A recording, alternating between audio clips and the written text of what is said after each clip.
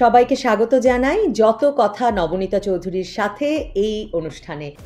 সাবেক প্রধানমন্ত্রী শেখ হাসিনার বিচারের রায় দেওয়া হয়েছে ট্রাইব্যুনাল থেকে এবং রায়ে কি হবে মোটামুটি এ বিষয়ে আমরা সবাই নিশ্চিত ছিলাম। তাই এ বিষয়ে এই মুহূর্তে বিশেষ বিস্ময়ের কিছু নেই, তবে এটি নিয়ে আলোচনা হতে পারে, নানান ধরনের বিশ্লেষণ হবে।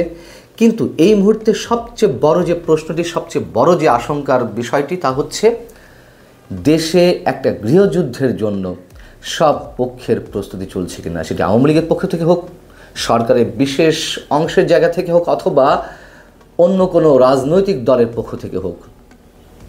কেন এই কথা বলছি? নিশ্চয়ই এই মুহূর্তে তার অনেক ধরনের কারণ নিশ্চয় রয়েছে। গত কয়েকদিন আগে, আপনাদের নিশ্চয় মনে আছে, গত সপ্তাহখানেক আগে বা তার কয়েকদিন আগে শেখ হাসিনা একযোগে তিনটি আন্তর্জাতিক গণমাধ্যম, রয়টার্স, দ্য ইন্ডিপেন্ডেন্ট এবং এএফপিকে একটি সাক্ষাৎকার দিয়েছিলেন। সেখানে তিনি মন্তব্য করেছিলেন যে আওয়ামী লীগবিহীন কোনো নির্বাচন জনগণ মেনে নেবে না। এই ধরনের মন্তব্য ছিল। সেখানে নির্বাচন প্রতিহতের কোনো ডাক ছিল না, সেটি এখন সামনে আসছে। আওয়ামী লীগ নেতাকর্মীদের চূড়ান্ত প্রস্তুতির ডাক তিনি দিবেন, এমন কথাও শেখ হাসিনা বলেছিলেন। গত 13ই নভেম্বর লকডাউন যে কর্মসূচি পালিত হলো আওয়ামী লীগের পক্ষ থেকে, তার আগে তিনি যে বার্তা দিয়েছেন, তিনি যে বক্তব্য দিয়েছেন, শেখ হাসিনার কথা বলছি, তিনি সেখানে মন্তব্য করেছিলেন যে যে যেখানে আছো, যার যা কিছু আছে তা নিয়ে তৈরি হও, মাঠে নামতে হবে। এবার মূল কথাটি, শেখ হাসিনার পুত্র সজীব ওয়াজেদ জয় তিনি মাত্র কয়েক ঘন্টা আগে আন্তর্জাতিক বার্তা সংস্থা রয়টার্সকে একটি বিশেষ সাক্ষাৎকার দিয়েছেন এবং রয়টার্সও সেই সাক্ষাৎকারটি তারা এইভাবেই ট্রিট করেছেন যে প্রথমেই লেখা এক্সক্লুসিভ ইন্টারভিউ। সেখানে সজীব ওয়াজেদ জয় যা বলছেন যে দলের উপর থেকে নিষেধাজ্ঞা প্রত্যাহার করা না হলে তার আওয়ামী লীগের সমর্থকরা ফেব্রুয়ারিতে জাতীয় নির্বাচন বাধাগ্রস্ত করবে এবং তিনি সতর্ক করে বলছেন যে এই যে নির্বাচন প্রতিহতে বিক্ষোভ শুরু হবে, সেই বিক্ষোভটি সহিংসতায় রূপ নিতে পারে। আমরা জানি যে 2014 সালে নির্বাচন প্রতিহত করতে বিএনপি জামাত জ্বালাও পোড়াও রাজনীতি শুরু করেছিল, পেট্রোল বোমার সংস্কৃতি চালু হয়েছিল, কিন্তু তারা কিন্তু ঘোষণা দেয়নি যে এই কর্মসূচিগুলো তারা পালন করছে। গুপ্ত হত্যা চলছিল। এইবার আওয়ামী লীগ ঘোষণা দিয়ে নামছে। এরই মধ্যে শেখ হাসিনার বিচারের রায়কে কেন্দ্র করে দেশের বিভিন্ন স্থানে অগ্নিসংযোগের ঘটনা ঘটেছে, সহিংস রূপের দিকে যাচ্ছে। সেই জায়গা থেকে প্রশ্ন, সত্যি সত্যিই এটি সশস্ত্র সংগ্রামের ইঙ্গিত কিনা এবং কেন আশঙ্কাটি তীব্র হচ্ছে? এর আগে অন্তর্বর্তী সরকারের খোদ প্রধান উপদেষ্টা ডক্টর মোহাম্মদ ইউনূস তিনি অসংখ্যবার দেশে যুদ্ধের আশঙ্কার কথা বলেছেন এবং তার জন্য তাদের প্রস্তুতির কথা বলেছেন। তার যে উপদেষ্টা পরিষদ, সেই পরিষদের অন্যতম ছাত্র উপদেষ্টা, প্রভাবশালী ছাত্র উপদেষ্টা আসিফ মাহমুদ সজীব ভুইয়া, তিনি তো একটি টেলিভিশনে সরাসরি বলেছেন যে 24-এর অভ্যুত্থান যদি সফল না হতো তাহলে তারা সশস্ত্র বিপ্লবের পরিকল্পনা করছিল। এখন সশস্ত্র বিপ্লবের জন্য তো অস্ত্রের প্রয়োজন হয়, সেই অস্ত্রের যোগান নিশ্চয় তাদের কাছে ছিল। এটা তো যুক্তির কথা, সমীকরণের কথা। অস্ত্র ছাড়া তারা সশস্ত্র বিপ্লব করবে কেমন করে? তাহলে সেই অস্ত্রগুলো কোথায়? সরকারের আর এক প্রভাবশালী ছাত্র উপদেষ্টা মাহফুজ আলম, তিনিও কথায় কথায় গৃহযুদ্ধের কথা বলছিলেন এবং সর্বশেষে ডিএমপি কমিশনার মিস্টার সাজ্জাদ সাহেব তিনি কী মন্তব্য করলেন যে শেখ হাসিনার বিচারের রায়কে কেন্দ্র করে যে অবস্থা চলছে তাতে কেউ যদি যানবাহনে অগ্নিসংযোগ করে তাহলে দেখা মাত্র গুলি চালানোর নির্দেশ দিয়েছেন। এটি তিনি কোন এখতিয়ারে বলেন? পুলিশের পোশাক গায়ে পরিহত অবস্থায় দায়িত্বশীল পদে থেকে তিনি এই মন্তব্যটি কীভাবে করেন? তার মানে কি যুদ্ধের মোটামুটি উস্কানি সব পক্ষের পক্ষ থেকে আসছে? আমরা এগুলো খুব হালকাভাবে নিব? সজীব অজের জয় তিনি রয়টার্সকে দেওয়া সাক্ষাৎকারে বিচারের রায়কে কেন্দ্র করে আরেকটি কথা বলেছেন। যেহেতু রায় ঘোষণার আগে এই সাক্ষাৎকারটি তিনি দিয়েছেন, সেখানে তিনি বলছেন, আওয়ামী লীগ ছাড়া আমরা নির্বাচন হতে দেব না। আমাদের প্রতিবাদ ক্রমশ শক্তিশালী হতে চলেছে এবং আমরা যা কিছু করা দরকার তাই করব। আন্তর্জাতিক সম্প্রদায় যদি কিছু না করে তাহলে অবশেষে এই নির্বাচনের আগে বাংলাদেশে সহিংসতা দেখা দিতে পারে, সংঘর্ষ হতে পারে। এবং সেখানে তিনি এই কথাও বলছেন যে ভারত শেখ হাসিনাকে পূর্ণ নিরাপত্তা দিচ্ছে এবং সেই নিরাপত্তাটি হচ্ছে একজন রাষ্ট্রপ্রধানের মতোই, অর্থাৎ তারা এই বিষয়টি নিয়ে চিন্তিত নয়। এবং ভারতও যে নির্বাচনটি খুব সহজে চাইছে না, একতরফা নির্বাচন, তারা অংশগ্রহণমূলক নির্বাচন চাইছে। এটি আওয়ামী লীগের জন্য না হোক, এটি অন্য কারোর জন্য না হোক, তাদের নিজেদের স্বার্থে চাইছে। তার কারণ এরই মধ্যে মৌলবাদী সাম্প্রদায়িক গোষ্ঠীর যে আচরণ, সেক্ষেত্রে তারা তো চাইবে না খুব স্বাভাবিকভাবে যে তারা খুব শক্ত অবস্থানে আসুক। এখন কথা হচ্ছে যে গত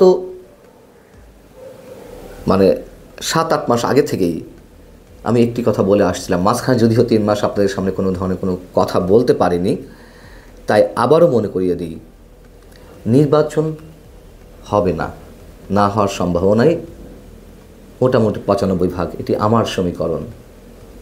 নির্বাচন হবে না, অথবা ডক্টর মোহাম্মদ ইউনূসের অধীনে কোনো নির্বাচন অনুষ্ঠিত হবে না। এবার আপনারা মিলিয়ে নিন কোন দিকে যাচ্ছি আমরা। এবং যেই আশাবাদের জায়গা থেকে 24-এর অভ্যুত্থানে সাধারণ মানুষের অংশগ্রহণ ঘটেছিল, কি কারণে? একটা সুষ্ঠু, অবাধ, অংশগ্রহণমূলক নিরপেক্ষ নির্বাচনের মাধ্যমে একটি গণতান্ত্রিক সরকার দেশে প্রতিষ্ঠিত হবে। এই কারণেই তো আওয়ামী লীগের উপরে মানুষের ক্ষোভের জায়গাটি তো প্রচণ্ডভাবে ছিল, এখানেই বেশি, আরও অন্যান্য কারণ ছিল। সেই জায়গাটি নিয়ে নানান ধরনের ছলচাতুরি হচ্ছিল। এবং জামাত এবং এনসিপি তারাও যে নির্বাচন চায় না, নির্বাচন লেন্দি করা হোক, নির্বাচন যত বেশি দেরিতে হবে তারা ক্ষমতার স্বাদটি পরিপূর্ণভাবে উপভোগ করতে পারবে। আওয়ামী লীগ যে কাজটা করেছিল, বিএনপিবিহীন নির্বাচন, নিশ্চয়ই আমরা কেউ সেটি মেনে নিতে পারিনি, যে প্রক্রিয়ায় বিএনপিকে নির্বাচন থেকে বাইরে রাখা হোক না কেন। এবং সেই একইভাবে এই সরকার বা অন্যান্য রাজনৈতিক দলগুলো আওয়ামী লীগকে বাদ দিয়ে নির্বাচন অনুষ্ঠিত করতে যাচ্ছে, এটিও নিশ্চয়ই মানা যাবে না, তাই না? সরকার বারবার বলে জনগণ সিদ্ধান্ত নেবে আওয়ামী লীগ থাকবে কি না থাকবে। তা জনগণ যদি সিদ্ধান্ত নেয়, সেই পুরনো কথা আবারও উল্লেখ করি, জনগণের সিদ্ধান্ত নেওয়ার সুযোগটি কোথায় রাখা হলো? নির্বাচনে যদি আওয়ামী লীগ অংশ নিত, প্রত্যাখ্যানের সুযোগ পেত। যদি নির্বাচনে অংশগ্রহণের সুযোগ নাই দেওয়া হয়, তাহলে তাদের আর প্রত্যাখ্যানের বিষয়টি কী থাকে? সব মিলিয়ে যা হতে যাচ্ছে, নিঃসন্দেহে আমাদের আশঙ্কাটি তীব্র হচ্ছে। দেশে যুদ্ধের যে সাজ রব, সেই রবের ধ্বনি আমরা পাচ্ছি কিনা। ভালো থাকুন সবাই, আল্লাহ হাফিজ। শেখ হাসিনার রায়ের আগুনে পুড়ে মরবে ইউনূস। আজকে একটা বিশেষ দিন হিসেবে অনেকে গণ্য করছেন। বিশেষ করে আওয়ামী লীগের শাটডাউন কর্মসূচি চলছে, সারা দেশ কার্যত এই মুহূর্তে শাটডাউনে আছে। সারা দেশ অচল। রাজধানী ঢাকা থেকে দূরপাল্লার বাস ছাড়েনি, ঢাকার বাইরে থেকে দূরপাল্লার বাস আসেনি। এবং গতকাল আকস্মিকভাবে দক্ষিণ পশ্চিমাঞ্চলের 2 বিভাগ, খুলনা বরিশাল, পুরোপুরি পরিবহন ধর্মঘট ডেকেছে অন্য একটা ইস্যুতে। সবকিছু মিলে সারা বাংলাদেশ বিকল। আমরা কয়েকদিন যাবৎ শুনছি যে ককটেল বিস্ফোরণ হচ্ছে এখানে ওখানে, বাসে আগুন দেওয়া হচ্ছে। গতকালকে শুনলাম একজন উপদেষ্টা, প্রথম পাকিস্তান সফরকারী উপদেষ্টা সৈয়দা রিজওয়ানা হাসানের বাড়িতে ককটেল বিস্ফোরণ করা হয়েছে। তার আগে শুনলাম ওই যে উপদেষ্টা ফরিদা পারভিন, ফরহাদ মাজহারের ওয়াইফ যিনি, তাদের একটা দোকান আছে মোহাম্মদপুরে, সেই দোকানে ককটেল বিস্ফোরণ হয়েছে। এনসিপির অফিসের সামনে বারে বারে ককটেল বিস্ফোরণ হচ্ছে। গ্রামীণ ব্যাংকের অফিসের সামনে, হেড অফিসের সামনে ককটেল বিস্ফোরণ হচ্ছে। সারা বাংলাদেশের বিভিন্ন অঞ্চলের গ্রামীণের কার্যালয়, গ্রামীণ ব্যাংকের কার্যালয়ে হামলা হচ্ছে, এগুলো কি? শেখ হাসিনার রায়কে কেন্দ্র করে সারা বাংলাদেশ আসলে ডক্টর ইউনূস, শুধু ডক্টর ইউনূস বললে ভুল হবে, ডক্টর ইউনূস এবং বাংলাদেশের স্বাধীনতা বিরোধী শক্তি আগুন জ্বালিয়ে দিয়েছে। এই আগুনের শেষ কোথায়? যারা আগুন জ্বালালো তারাই এই আগুনে পুড়ে মরবে। আজকে শেখ হাসিনার রায়, কিসের রায়, কার রায়? এই যে বর্তমানে যে সরকারটা, এই সরকারটা কিসের সরকার, কার সরকার? আপনার সরকার, আমার সরকার? এটা কি নির্বাচিত সরকার? একটা সুপ্রিম কোর্টের রেফারেন্স, সেই রেফারেন্সটার সঠিক কিনা বা সেই রেফারেন্সটা ভুয়া কিনা, সে ব্যাপারেও বিলিয়ন ডলারের কোশ্চিন আছে। এই কোশ্চিনকে কেন্দ্র করে আদালতে রিট পিটিশন পর্যন্ত করেছিলেন একজন আইনজীবী, সেটি খারিজ করে দেওয়া হয়েছে। স্বাভাবিকভাবে, যেহেতু অবৈধভাবে দখল করা সবকিছু, আদালত, আইন সবকিছু, কাজেই খারিজ করে দেবে, এটি স্বাভাবিক। যে সরকারটি বৈধ কিনা এই প্রশ্নটা আছে, সেই সরকারের ট্রাইব্যুনাল, আন্তর্জাতিক অপরাধ ট্রাইব্যুনাল, সেটি কিভাবে বৈধ হয়? এবং সেটির জন্ম তো এই কারণে নয়, আজকে শেখ হাসিনার বিচার করা হচ্ছে। এটা 1971 সালের যুদ্ধ অপরাধী কিংবা মানবতা বিরোধী অপরাধীদের বিচার করবার জন্য এই ট্রাইব্যুনালটা। সেই ট্রাইব্যুনালটাকে নিজেদের মতো প্রতি সপ্তাহে সপ্তাহে আইন সংশোধন করে নিজেদের মতো গড়ে তুলে সেই ট্রাইব্যুনালে সাজানো গোছানো একটা রায় দেওয়া হচ্ছে। তাতে কি যায় আসে? এবং এই রায় কারা দিচ্ছে? এখানে বিচারক কারা? সব জামাতি। এই ট্রাইব্যুনালে কিন্তু জামাতের নেতাদের ফাঁসিতে ঝোলানো হয়েছিল, রায় দিয়ে ফাঁসিতে ঝোলানো হয়েছিল। এই ট্রাইব্যুনালটা পুরো ঘুরে গেছে। এক সময় ছিল জামাতের বিরুদ্ধে, যুদ্ধাপরাধীদের বিরুদ্ধে বিচারের ট্রাইব্যুনাল, সেই ট্রাইব্যুনালটাকে এখন জামাত দখল করেছে। বিচারকরা জামাতের, প্রসিকিউটররা জামাতের, চিফ প্রসিকিউটর জামাতের। এই ট্রাইব্যুনালের সাথে যারা যুক্ত আছে তারা সবাই জামাতের। ইউনূস এক প্রকার বলা যায় যে এই ট্রাইব্যুনালটাকে জামাতের কাছে দিয়ে দিয়েছে, জামাতের একটা দলীয় আদালত হিসেবে দিয়ে দিয়েছে। সেই আদালত শেখ হাসিনার রায় ঘোষণা করবে। আমরা যে মুহূর্তে কথা বলছি সেই মুহূর্তে হয়তো রায় ঘোষণা শুরু হয়ে গেছে, বা ভিডিওটা যখন প্রচার হচ্ছে তখন রায় ঘোষণা চলছে। এই রায় নিয়ে এত আগ্রহের কি আছে? এই রায় তো জানাই আছে যে এই রায়টা কি হবে। এই রায় শেখ হাসিনার একটা সাজানো ফাঁসি দেবে, তাতে কি যায় আসে? যে সরকারটাই বৈধ নয়, যে আদালতটাই বৈধ নয়, যে আদালত রায় দেবে, সেই আদালতের রায়টা বৈধ হয় কিভাবে? প্রশ্নই আসে না। আসলে এদের মরণের পুরোপুরি পাখা গদিয়ে গেছে। আমি গতকালকে সোশ্যাল মিডিয়ায়, ফেসবুকে একটা স্ট্যাটাস দিয়েছিলাম যে কতই না আরামে ছিলেন তারা। আওয়ামী লীগ ক্ষমতাকালে আওয়ামী লীগের গোষ্ঠী উদ্ধার করেও কেউ সুদের ব্যবসা করেছেন, কেউ বিভিন্ন পণ্যের ব্যবসা করেছেন। যেমন এই যে ফরিদা আক্তার, তার একটা দোকান আছে, দোকানে পণ্য বিক্রি করেন। ডক্টর ইউনূস গ্রামীণ ব্যাংকের মাধ্যমে সুদের ব্যবসা করেন, আবার পরিবেশ নিয়ে ব্যবসা করেন, বিদেশি ফান্ড টান্ড এনে, এই যে সৈয়দা রিজওয়ানা হাসানরা, কিংবা বিভিন্ন এনজিও বিভিন্ন ব্যবসা করেন। এই ব্যবসাগুলো কত আরামে আওয়ামী লীগের একদিকে 14 গোষ্ঠী উদ্ধার করেছে আওয়ামী লীগ ক্ষমতাকালে, আর একদিকে আওয়ামী লীগের গোষ্ঠী উদ্ধার করেও তারা আরামে ব্যবসা বাণিজ্য ফুলে ফেপে উঠেছেন। শুধু এদের কথা বললে হবে না, এই যে জামাত শিবির আজকে যে মরণ কামড় দিতে বসেছে স্বাধীনতার পক্ষের মানুষজনকে, মুক্তিযুদ্ধকে, এমনকি মুক্তিযুদ্ধ নেতৃত্ব দেওয়া আওয়ামী লীগকে মরণ কামড় দিতে বসেছে, তারাও কতই না আরামে এই দেশে ব্যবসা বাণিজ্য করে খেয়েছে। ছাত্রলীগ আওয়ামী লীগের লুঙ্গির তলে ঢুকে পড়েছে, আওয়ামী লীগ সেজেছে, ওয়েস্ট কোট পরে, মুজিব কোট আমরা যেটাকে বলি, সেই মুজিব কোট পরে জামাতের লোকজন আওয়ামী লীগ সেজে, শিবিরের লোকজন আওয়ামী লীগ সেজে বসে থেকেছে। এমনকি সেই সময়ের প্রধানমন্ত্রীর গণভবন থেকে শুরু করে প্রধানমন্ত্রীর কার্যালয় পর্যন্ত সেসব জায়গাতেও এই জামাত শিবির ঢুকে বসেছিল। কতই না আরামে ছিল আসলে। এবং আরামে থেকে এই গোষ্ঠীটি ষড়যন্ত্রের জাহাজে উঠেও আওয়ামী লীগকে ষড়যন্ত্রের মাধ্যমে ফেলে দিয়ে দেশটা দখল করে ফেলেছে। এবং দখল করেই আওয়ামী লীগকে জ্বালিয়ে পুড়িয়ে মারার প্রজেক্ট নিয়েছে তারা। যে আগুন জ্বালিয়েছে, এই আগুনেই এই ষড়যন্ত্রীগণ পুড়ে না মরা পর্যন্ত এদের রক্ষা নেই। সার্বিক অবস্থা বিচার বিশ্লেষণ করে এটা অন্ততপক্ষে নিশ্চিত, এই যে গত কয়েকদিনের এখানে হামলা ওখানে হামলা, এদের উপরে হামলা শুরু হয়েছে।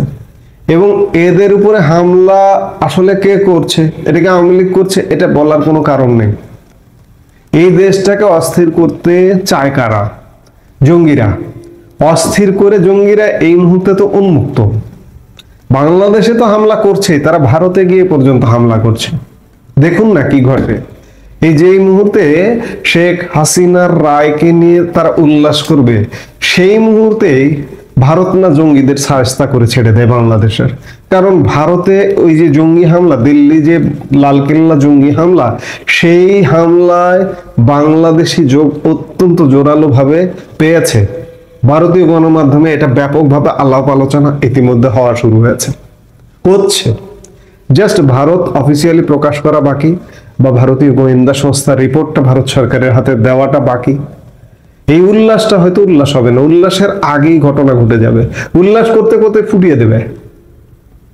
কাজেই যে আগুনটা বাংলাদেশে জ্বালিয়ে দেওয়া হলো, সেই আগুনে এরা পুড়ে ছারখার হয়ে যাবে।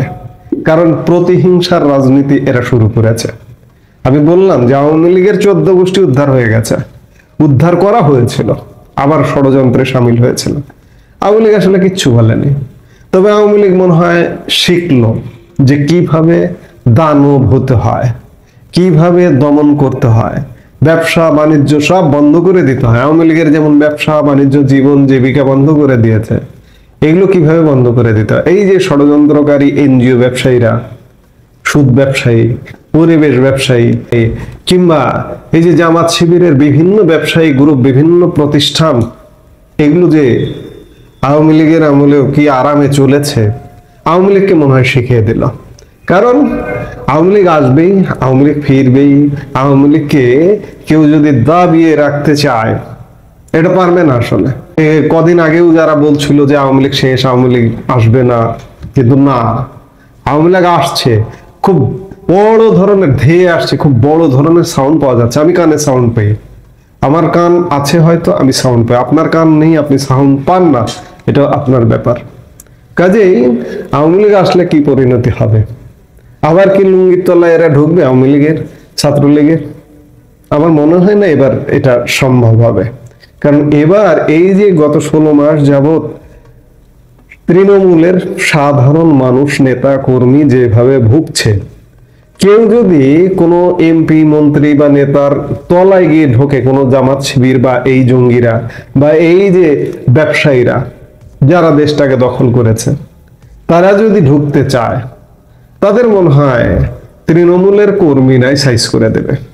কাজেই এই যে শেখ হাসিনার রায়, এই রায়ের আগুনটা যে জ্বালানো হলো, এই আগুনে ইউনূস এবং তার সঙ্গী সাথীরা, রাজনৈতিক দল জামাত, বিএনপি বা অন্যান্য যারা আছে, তারাই জ্বলে পুড়ে মরে ছারখার হয়ে যাবে।